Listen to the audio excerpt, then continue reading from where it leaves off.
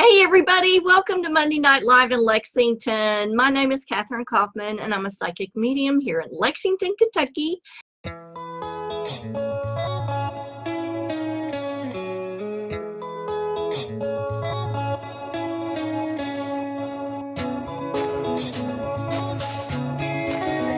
you all for being here as well. My name is Rachel Adult Programming Coordinator. Kathryn Kauffman. All the way from Lexington, joining us here tonight.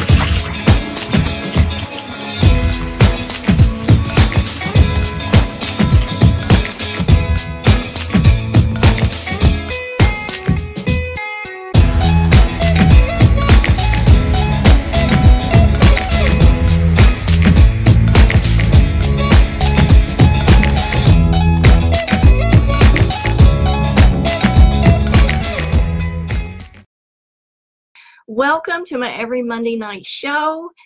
This is where we explore what and who we are on this journey through life. If you like these Monday Night Live episodes, go ahead and hit that share button and share this out to your friends and your family to see if they like the content as well. All past shows of Monday Night Live are saved to my YouTube channel, and I'll put a link in the comment section after the show if you want to go back and watch past shows. There are shows about black-eyed children, doppelgangers, ghosts and spirits, aliens, all kinds of stuff. Let's do some quick shout-outs here on Facebook. Hey to Sophia, Houston, hey Houston, Connie, James, Peggy, Jacqueline, Patrick, Angie, Beverly, thanks for joining us this evening. Hey to all you guys over here on Instagram. A quick shout out for this fabulous artist that I met over the weekend. I'm going to show you. The earrings are courtesy of Balbina Meyer. She's a local artist. I left one of them out so that I could show you these a little bit better. Maybe if I put my hand up there, it will. There we go. Those are scapolite in silver wire with spinels all around the scapolite, and it's sort of a champagne yellow color of scapolite. So if any of you would like to get in touch with this artist, I will leave her email in the comment section as well. These are handcrafted, and they're just really nice, so I thought I would wear those for you this evening. Let me see if we have any more shout outs here. Hey to Christina, James, big shout out to Barbara Bacon. Happy birthday, girl. George, Richard, Michelle, Lupita, hey, and Kelly Simpson. So tonight's topic is, what is your energy climate? And a lot of us really don't consider this when we're putting a home together. We're getting our apartment together, our living space. You know, we may go through and decorate here and there, but we really don't think about, you know, the whole energy climate of the space in its entirety and what the dominant feeling is from your space. One thing that you can definitely do is to get a friend to just analyze each room and the overall general feeling of the space as they come into your living area and the different rooms in your home. Hey to Michelle and Sophia, thank you. These have really good energy, absolutely. So the energy climate is the general resonant vibration of your space or your home. Now, you can coordinate a lot of beautiful colors that bring vibrancy and vitality into different dead energy areas. And there's a lot of dead energy space in the home that can really dampen the overall effect of the energy climate of your space. And if any of you guys have any questions about this as we go through it, just hit them up in the comment section and I will get to them either in the show, or I'll go back after the show and answer all your questions. So the two biggest things that affect the energy climate of your space are color and lighting, okay? But then we also have textures and aromas that are kind of secondary to color and lighting. Color and lighting are the two biggest things that affect the energy of your space. So now we all know that color is frequency and vibration. Now everything in the universe is made up of one thing, and that is light, energy, resonance, and vibration. And light energy moves at different frequencies, but only the human eye can be capable of taking in a certain amount of that. There's a lot of this light frequency that is not on our visible light spectrum. Our animals can perceive this, but we mostly see on the red end of the spectrum. So the human eye is only capable of perceiving light in a frequency range of 400 nanometers to 700 nanometers. And this is like from red to violet. Because the colors of light travel at different speeds, they get bent in different amounts and come out all spread out instead of mixed up. So violet light travels the slowest and red light travels the fastest. So let's go back and look at red, because you know, in feng shui, red is a very important color for feng shui. And this the energy climate kind of gets into a little bit of feng shui, but feng shui, I feel like, is a totally different aspect of this. This is mainly dealing with light and color. Now, because let's say you have a lot of light in your living space. If you do, that brings in a lot of wavelengths of color, because white light contains all the colors of the light spectrum. Now, that brings in a lot of resonant energy. If you have a lot of light flooding into your home, into your space, you have a lot of vibrancy, a lot of frequencies that are resonating in your space. If it's dark and it's shut out, there's not hardly any light, that lowers the amount of frequencies that are in that space. Now, that may be good at night to shut out all the light so that the lower frequencies, you may have better rest that way. But during the day, and when you're bringing people into your home, that's when you need more light, because you need a lot of frequency, a lot of energy, and a lot of positive energy as well. If it's too dark, it may be feeling kind of dead in certain areas, or really dull or flat. Okay.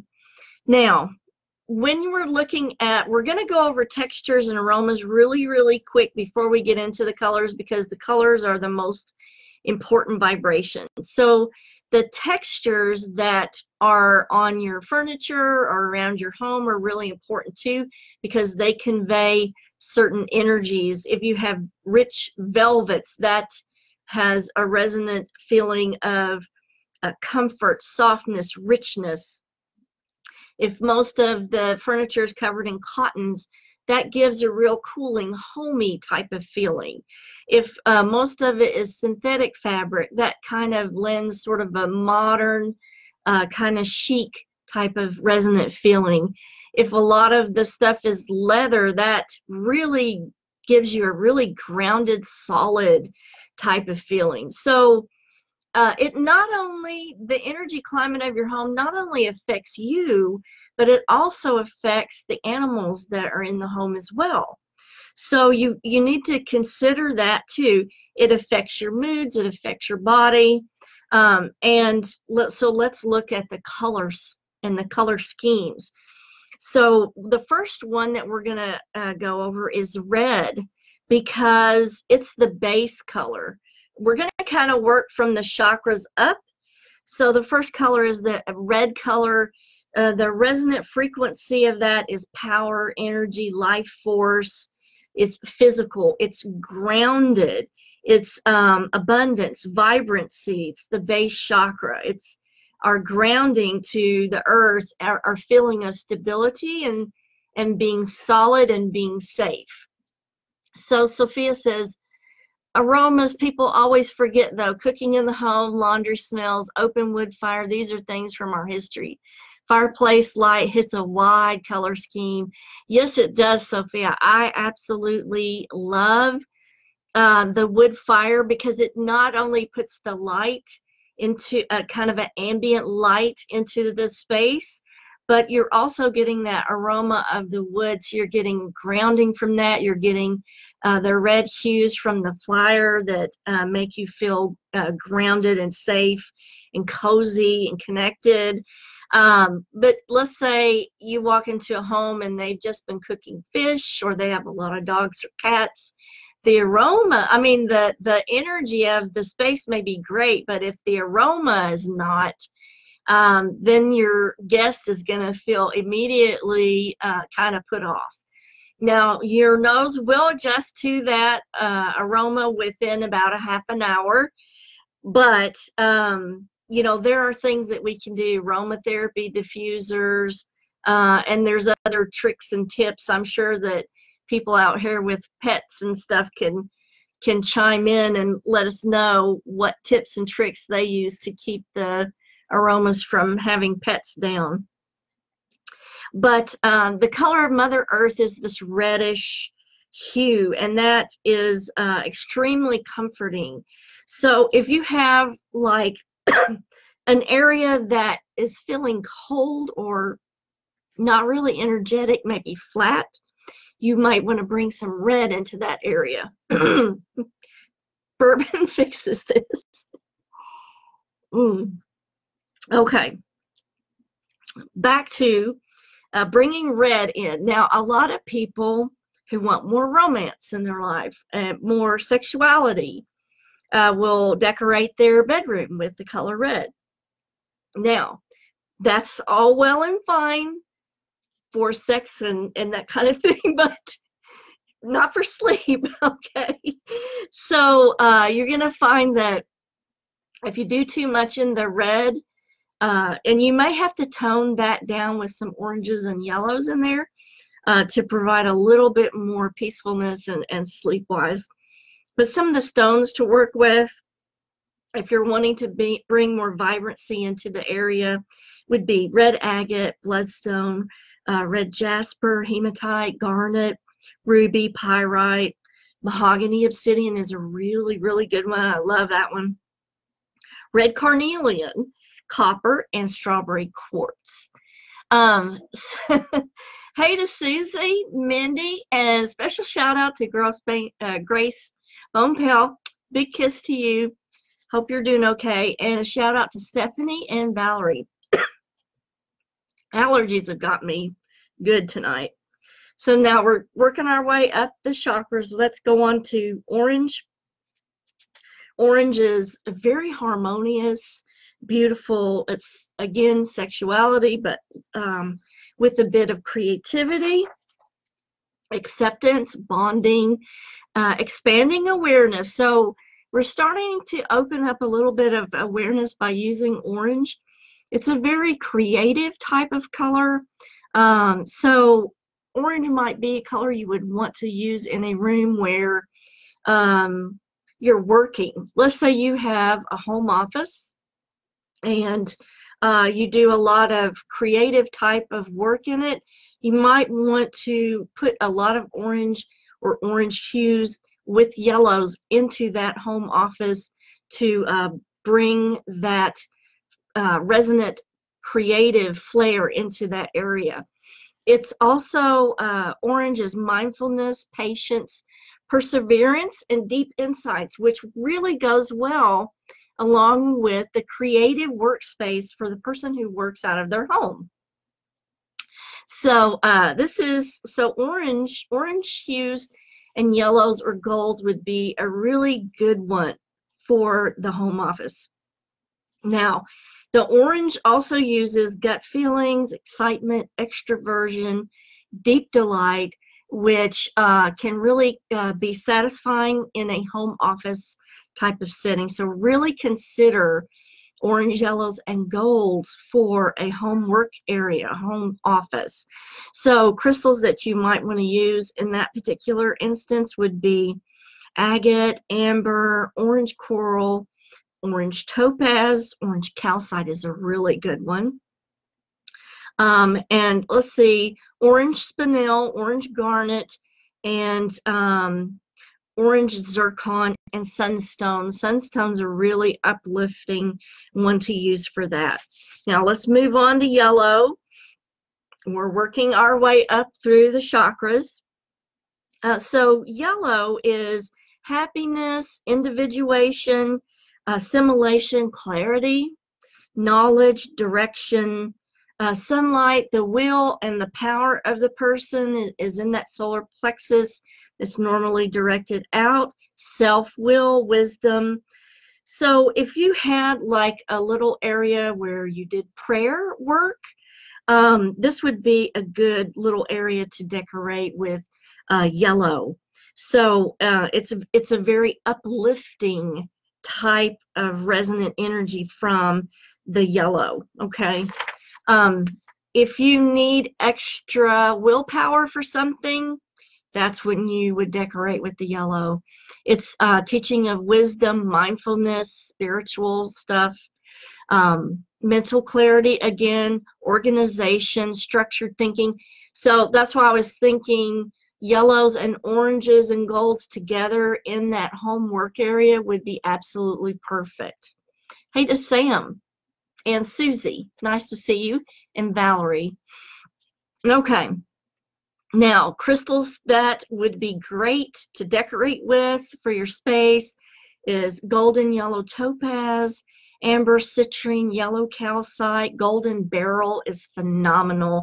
I absolutely love golden beryl. Rutilated quartz, yellow apatite, and I can't say this right. I never get this right. Adamite. Maybe I got it right. But if you want to sell your home too, this is another really good tip. If you're looking to sell your home, get a large piece of natural citrine from the Congo. Most pieces of citrine are not natural, they're baked amethyst.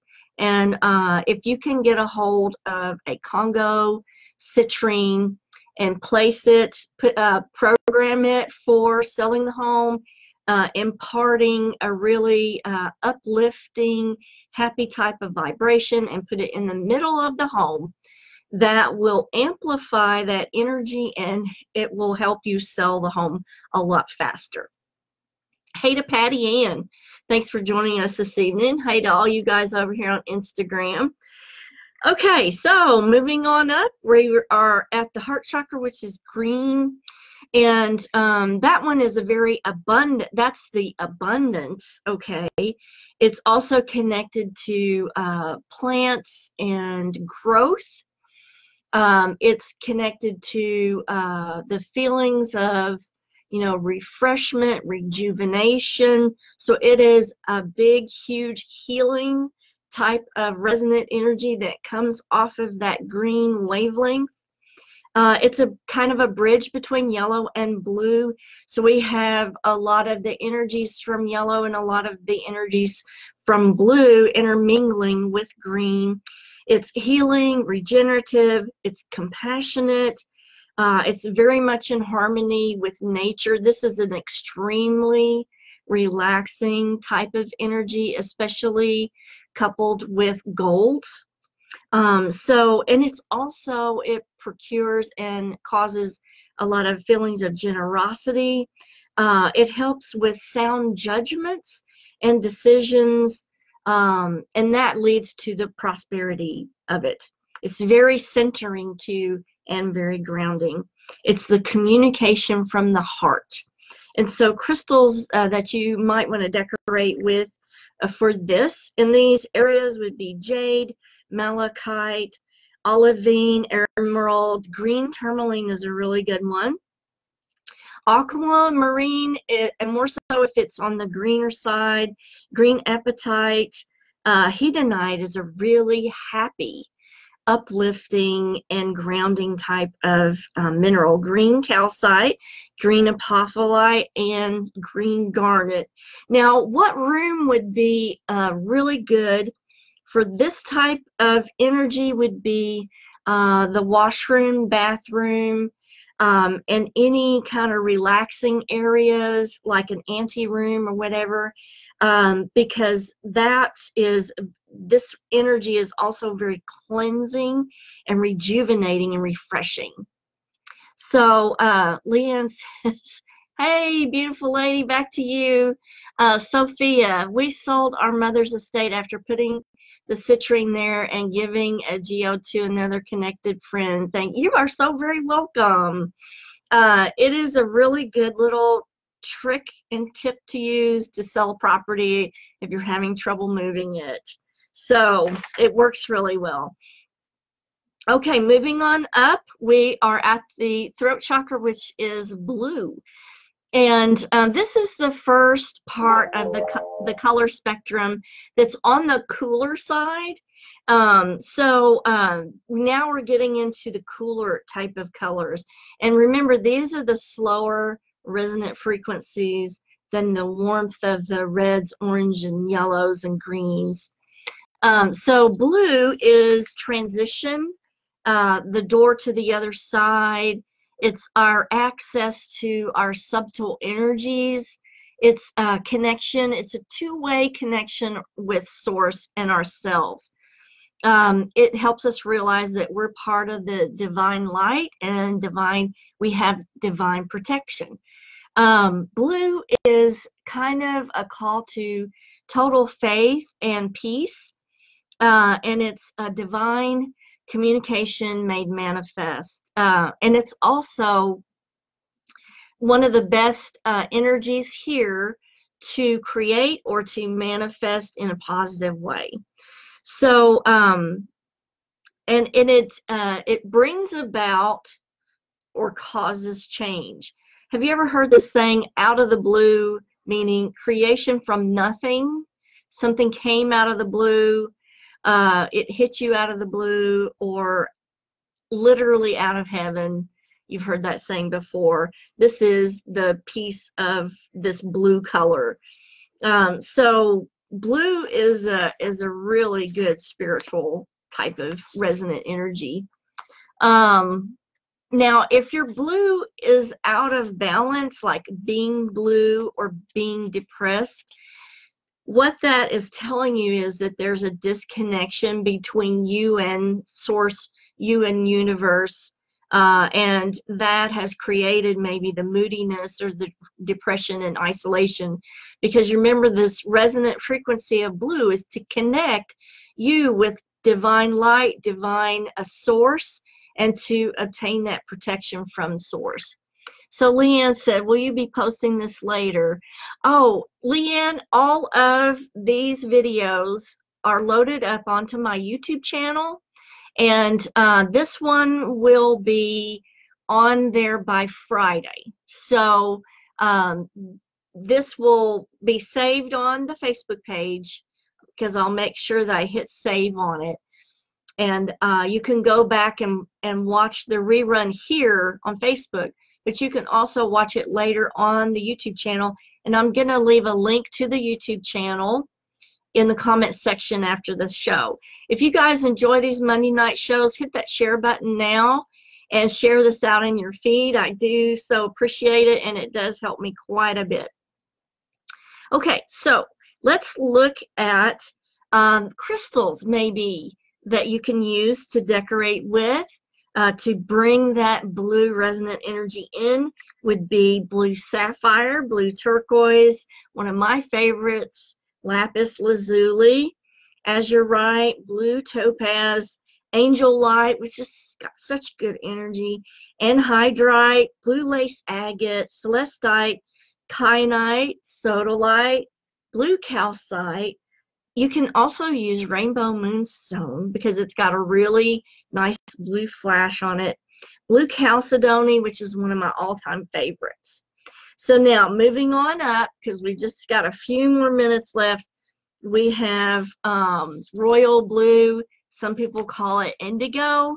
This particular reference that I'm using tonight references it as royal blue. That's the 6th chakra, the 3rd eye. The energy of that is psychic. It is seeing beyond the capability of the eyes, okay? Knowing but not knowing. It's all of those 6 senses, clairvoyance, clairaudience, clairsentience, revealing things that are hidden, deep wisdom, female intuition, knowing, this inner knowing. So clear perception inside and out is what this indigo or royal blue brings in. It's the neutrality, objectivity, and acceptance of the way that things actually are. It's strictly observational of bringing in the higher senses, okay? So some of the crystals you can use for indigo or royal blue is azurite, blue sapphire, lapis lazuli, tanzanite, sodalite, and linerite. Now, I had thought about, there's one stone, I can't remember the name of it right offhand, and it's kind of a clear indigo blue. Now, there are some indigo blue tourmalines that are extremely good for working with this, and those would be awesome to use. So yeah, okay, last one is violet, and that's the heavenly consciousness, and it is the energy as it is in heaven. Now, you don't want to do too much violet, because violet's going to connect you with those outer realms of the heavenly consciousness, and you may start to feel a little disconnected and not very grounded, and then maybe a little bit of nervousness or agitation if you use too much violet. So let's see, Barbara says, happy to offer 20% off discount to anyone who mentions this topic. Yay, at Crystal Crazy for their special crystals until the end of the month. That is awesome, Barbara. Thank you so much. So anybody who would like to get some of the crystals that we've talked about this evening, go message Barbara on her page, and her name is in the comment section there. She has a wonderful shop here in Lexington, right on the outskirts of Lexington, and the gemstones have such wonderful energy. They're absolutely great.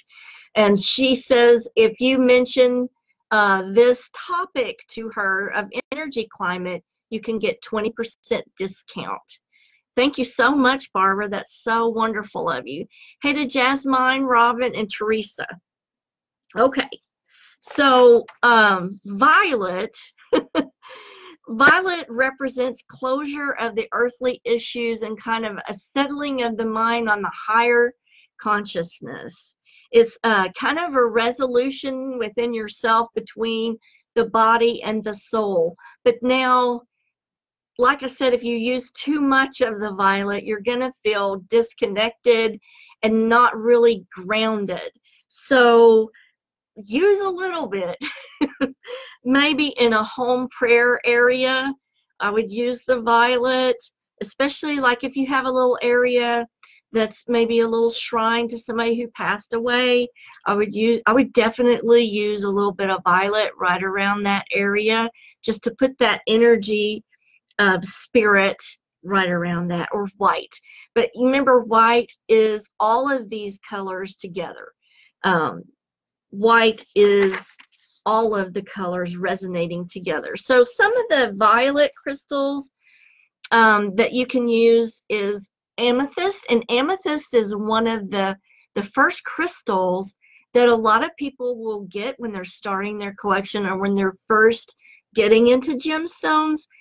They will be drawn to amethyst. Or if you want to do some, like if you have a need, if you feel like, you know, something's lacking in your life and you need to do some spiritual work, some spiritual investigation or adventure into the spiritual realm, start with some amethyst. Start working with some amethyst.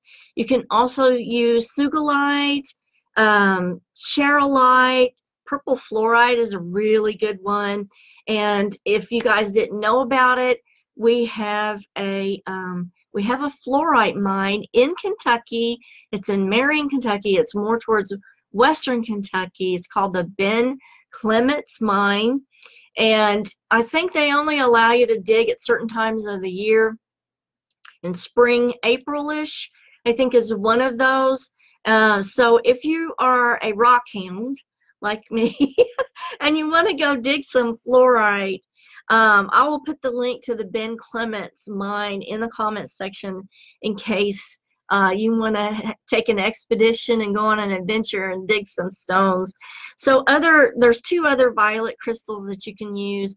Again, tanzanite, but it is so expensive, and lepidolite. Lepidolite is really nice to use. It can be a little flaky, but so my favorite for this is always going to be amethyst. So Peggy says, I have a seer stone, was drawn to it. Not sure why or what it's for. Okay, Peggy, I'll have to do some research on that because I'm not familiar with the seer stone. Now, I am familiar with the basic gemstones. Once they put a kind of a name onto it that doesn't refer to the geological term that they use for the stones, then I lose track of what they're talking about, like Merlin stone. I think that's what you've got, maybe that's called seer stone, is Merlin stone. Barbara, if you know, chime in and let me know if you know what the seer stone is. Is it a Merlin stone or is it something else? Hey to Bob Schultz. Let me make sure there's no questions over here on Instagram. Hey to Sunil and Imala and Letha. Hey, Letha. No questions over here. Peggy, I will definitely get back to you. Barbara says they're used for meditation, the seer stone. Barbara, do you know what the geological type of stone that is? Is it a Merlin stone? I don't know. So I went back to the night, what's it called, Blade Runner backdrop for you guys for spring, because these aren't real, okay? These are fake sakura blossoms, cherry blossoms. But, you know, the cherry blossoms are blooming right now in Japan, so I thought, why not have a real springy type of backdrop? But this has the fake sakuras on it, so that's what we're using tonight. Now, next week we're going to talk about elementals, and the reason why is they're extremely active at this type of year. Why? Because we're just heading into spring and the earth energy is waking up. It's being catalyzed and a lot of stuff is starting to work under the surface and starting, you can feel that energy start to come out. And so when that happens, the elementals are activated to a lot of mischievous type of things.